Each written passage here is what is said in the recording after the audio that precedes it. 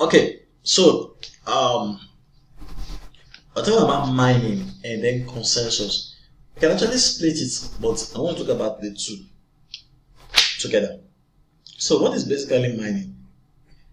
Mining, if you compare mining to how you mine minerals, gold, silver, crude oil, and the rest of them, okay, it requires a certain amount of work, right? So in cryptocurrencies, when Alice sends money to Bob, okay, Alice is sending $100 to Bob. Alice has already signed the transaction, which is private key. It's like Alice is like saying, I'm endorsing this payment with my signature, which is called a private key. But there are no central bodies who will actually authorize this transaction. Since everything is decentralized, how do we now confirm that transaction? Because it's not enough for Alice to authorize the transaction. It has to be confirmed by a network. But in this case, the network is not centralized like the banks. So what happens? When Alex sends the money to Bob,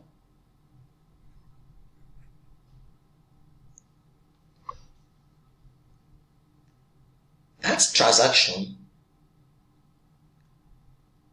let me explain it in a simple terms. You can assume that transaction to be a mathematical problem.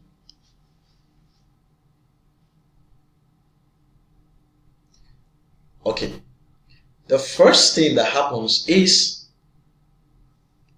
this transaction is a mathematical problem. We have to say, okay, is this transaction according to the laid down principles of this mathematical problem?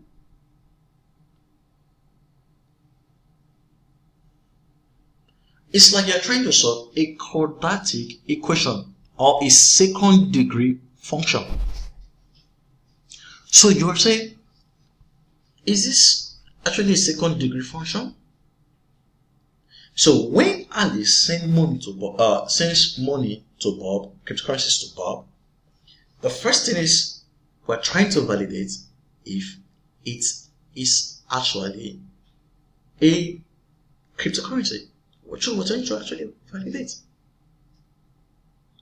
And then we also want to validate if actually Alice have $100 in his bank account.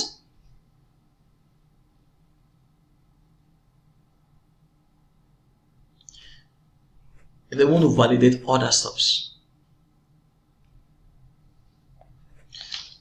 The first person's computer, let not say persons, the first computer or node that could solve all this problem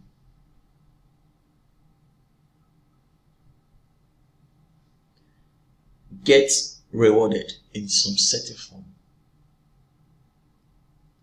So in the transaction cost, 60% is given to these miners who actually validate this transaction.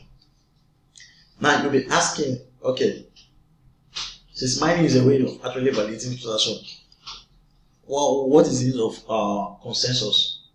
Now consensus is basically we as an ecosystem, it is decentralized. There is nothing like a central body who controls what goes on, who dictates what goes on, like, oh, okay, this is how we run things on. This is a democratic system. Not only is it a democratic system, it's a decentralized system. In a democratic system, which is opposed to the military system where orders or things are run from the up down, from the democratic system, things are run at the horizontal level. So we need to reach a mass agreement or consensus. So there are issues like, okay, supposing these cryptocurrencies has attained a level where maybe transactions are becoming slow. Not only that transaction becoming slow, or certain different stuff or whatever. There are many reasons why we may need. There could be 1,000 reasons why we need as a community to reach consensus. How do we now reach consensus? There are many ways to which we reach consensus. One of the first way is what they call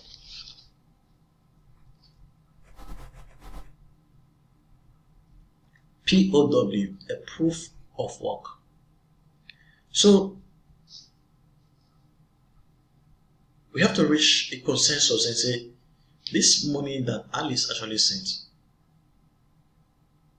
what is the proof that you actually confirmed it? You gave some work, so there has to be a proof of work. There's a work that is done underlining it, that your computer have to work. There has to be some computational work. You have to solve something. You have to do some work. So I think as I explained in my video, I put in a guy who was carrying some tools. So you are putting in some work to actually authorize some of these transactions. Then you have the proof of stake. So proof of stake, proof of stake is basically, okay, I have a stake in these cryptocurrencies, and you say, okay, for you to, since you have a stake in these cryptocurrencies, you can actually take part in transactions, and we'll be discussing this more when we're talking about master nodes and the other stuffs. So, but proof of stake is basically, if you have a certain stake in that cryptocurrencies, maybe you have X amount of cryptocurrencies, you will be able to, on that cryptocurrency, you will be able to confirm X amount of transactions. And then the next thing is, there are different blockchains, like how we are I think consensus, like you have proof of bond.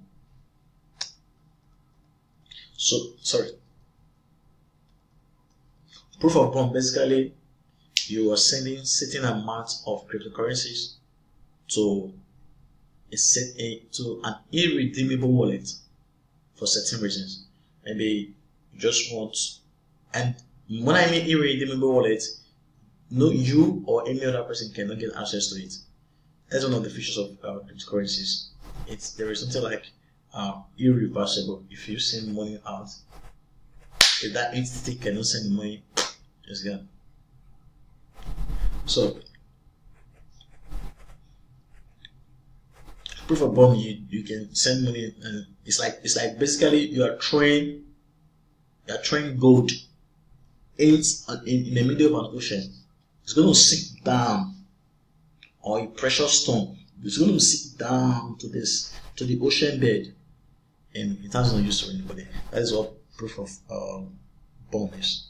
Then you have things like proof of workability. There are many proof of importance, proof of engagement. There are many different blockchains. They have different things, like, okay, proof of engagement, like Theta Labs now.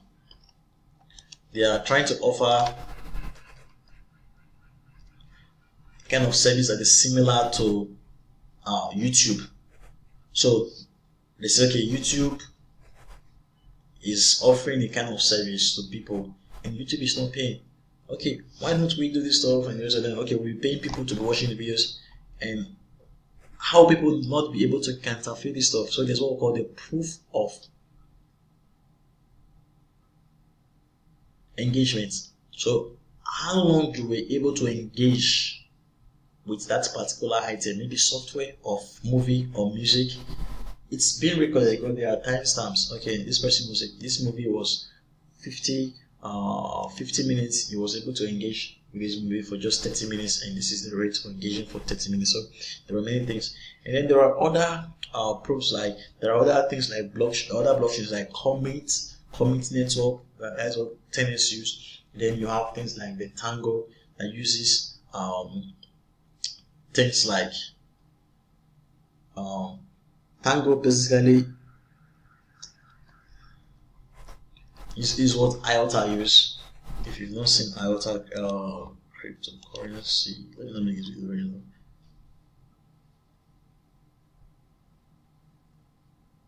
So you have IOTA. So that's what IOTA basically use. So IOTA, Tangle is basically like there are people who are forming neighborhood like cabal.